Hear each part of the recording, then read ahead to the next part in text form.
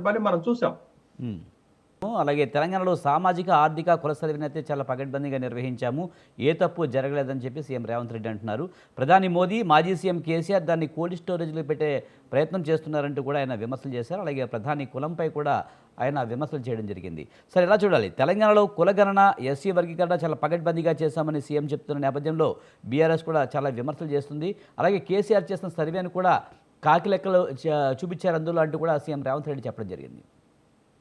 ఇప్పుడు తెలంగాణలో కులగణన జరగటాన్ని మేమందరము స్వాగతించాము. బీహార్ తరువాత కులగణన చేసినటువంటి రెండవ రాష్ట్రం తెలంగాణ రాష్ట్రమే. దాంట్లో మేము ఎక్కడా తప్పుపట్టట్లేదు. కానీ కులగణన రిపోర్ట్ లో బీసీల జనాభాని, బీసీల జనాభా శాతాన్ని తగ్గించి చూపించటాన్ని మేము తప్పుపడుతున్నాము. మా అభ్యంతరాలను పరిగణలోకి తీసుకోమని అడుగుతున్నాము. మా అభ్యంతరాల పైన పునఃసమీక్ష చేసి కులగణన రిపోర్టుని పారదర్శకంగా చూపెట్టండి అని మేము అడుగుతుంటే, బట్ మొత్తం రేవంత్ రెడ్డి గారు రాజకీయం చేసేటటువంటి ప్రయత్నం చేస్తున్నారు.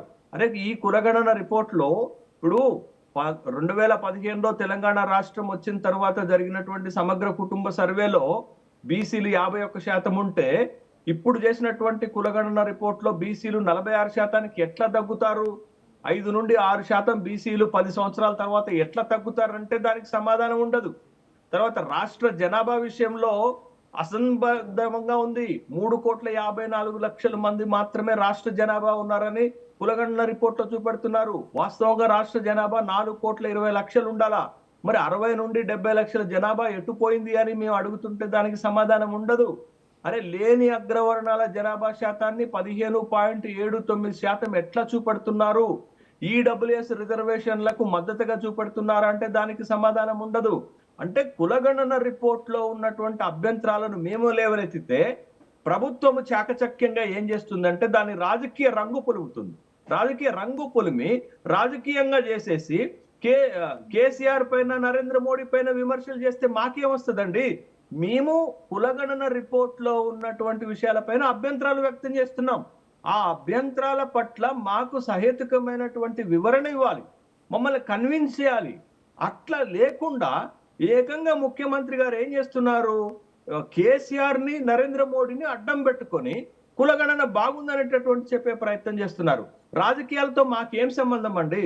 ఇవాళ కులగణన రిపోర్ట్ లో ఉన్నటువంటి బీసీల జనాభా పైన, బీసీల జనాభా శాతం పైన మేము అభ్యంతరాలు వ్యక్తం చేస్తున్నాం. మీ కులగణన రిపోర్టు పైన ఎస్సీలకు అభ్యంతరం లేదు, ఎస్టీలకు అభ్యంతరం లేదు, మైనార్టీలకు అభ్యంతరం లేదు, ఈవెన్ ఓసీలకు, అగ్రవర్ణాలకు అభ్యంతరం లేదు. మరి 4 వర్గాలకు అభ్యంతరం లేదు. వచ్చిన అభ్యంతరం ఎవరికి? బీసీలకు. ఎందుకు వచ్చింది? 10 ఏళ్ల తరువాత కూడా బీసీ జనాభా తగ్గింది, బీసీ జనాభా శాతం తగ్గింది. ఎట్లా తగ్గుతుంది అని మేము అడిగితే సహేతుకమైనటువంటి సైంటిఫిక్ రీజన్ ఇవ్వకుండా కేసీఆర్ సర్వేలో పాల్గొలేదు, జీవించే హక్కే లేదు, సాంఘిక బహిష్కరణ చేయాలా, మోడీ కులం ఇది కాదు, మోడీ కులాన్ని మార్చుకున్నాడు.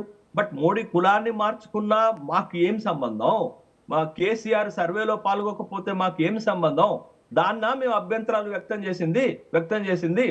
మేము అభ్యంతరాలు వ్యక్తం చేస్తున్నది ఏంటంటే, ఎట్లా మీ కులగణన సర్వేలో బీసీలు తగ్గారు, ఎట్లా మా శాతం తగ్గింది అనే ప్రశ్నలు మేము అడుగుతుంటే, అడుగుతున్న ప్రశ్నలకు సమాధానం చెప్పకుండా మీరు ఒక రాజకీయ రంగు పొలిమి తప్పించుకోవాలని అనుకుంటే కుదిరే పని కాదు. ఖచ్చితంగా మళ్ళీ ఏమంటున్నారు? రీసర్వే అంటున్నారు. అంటే సర్వే పరిధిలోకి రానటువంటి 3.1% జనాభాకు సంబంధించినటువంటి రీసర్వే చేస్తామంటున్నారు. మరి రీసర్వే మీరు చేస్తామని అంటున్నప్పుడు మా అభ్యంతరాలను కూడా పరిగణలోకి తీసుకోండి. మొత్తం రిపోర్టు పైన పునఃసమీక్ష చేసుకోండి, మొత్తం రిపోర్టును వెనుకకు తీసుకోండి, మా అభ్యంతరాలను పరిగణలోకి తీసుకొని రిపోర్టుని మళ్ళీ శాస్త్రీయంగా తయారు చేయండి. మేము అడుగుతున్నది అదైతే మీరు కేసీఆర్ తప్పుడు లెక్కలు చేసిండు, చెట్ల మీద ఇస్త్రాకులు గుట్టిండు అనే విమర్శ కాదు. తప్పుడు లెక్క అయినా, ఒకవేళ తప్పుడు సమగ్ర కుటుంబ సర్వే తప్పుడు లెక్కే అనుకుందాం, ఆ తప్పుడు లెక్కలో కూడా మేము 51% ఉన్నాం కదా. మీ కరెక్ట్ లెక్కే అనుకుందాం మీది. మరి మీ కరెక్ట్ లెక్కలో మేము 46% ఎట్లున్నాం అంటే 46% ఎట్లా తగ్గింది అనేటటువంటి వివరణ మీరు ఇవ్వకుండా కేసీఆర్ ని అడ్డం పెట్టుకొని, మోడీని అడ్డం పెట్టుకొని కులగణన బాగుంది, చాలా గొప్పగా ఉందంటే, మరి గొప్పగా ఉన్న కులగణన పైన బీసీ సంఘాలు, బీసీ కుల సంఘాలు ఎందుకు అభ్యంతరం వ్యక్తం చేస్తున్నాయి? మీరు వాళ్ళకి సహేతుకమైన వివరణ ఎందుకు ఇవ్వలేకపోతున్నారు? అదే కదా మా ప్రశ్న. రాజకీయం కాదండి, రాజకీయాలకు అతీతంగా కులగణన రిపోర్ట్ పైన వస్తున్నటువంటి అభ్యంతరాల పైన ప్రభుత్వము బాధ్యతగా పునఃసమీక్ష చేయాలి, బాధ్యతగా వివరణ ఇవ్వాల్సినటువంటి అవసరం ఉంది. Right, అట్లా sir. కాకుండా రాజకీయాలు మాట్లాడి కేసీఆర్ మోడీని అడ్డం పెట్టుకుంటే కుదరదు. వాళ్ళకి కులగణనకు సంబంధం లేదు. కులగణన చేసింది తెలంగాణ రాష్ట్ర ప్రభుత్వం. దాంట్లో ఉన్న తప్పులు ఉంటే సరిచేయాల్సింది రాష్ట్ర ప్రభుత్వం, అభ్యంతరాలు ఉంటే తీసుకోవాల్సింది రాష్ట్ర ప్రభుత్వం. Right sir, thank you Seshu గారు. వివిధ వార్తాపత్రికల్లో వచ్చిన వార్తలను విశ్లేషణ అందించినందుకు థ్యాంక్ యూ వెరీ మచ్ అండి. ఇప్పుడు బంగ్లాదేశ్ లో ఉన్నటువంటి ఇస్కాన్ ప్రధాన పూజారి అయినటువంటి చిన్మయిని జైల్లో పెట్టి ఇప్పటికీ విడుదల చేయనటువంటి సందర్భాన్ని మనం చూస్తున్నాం.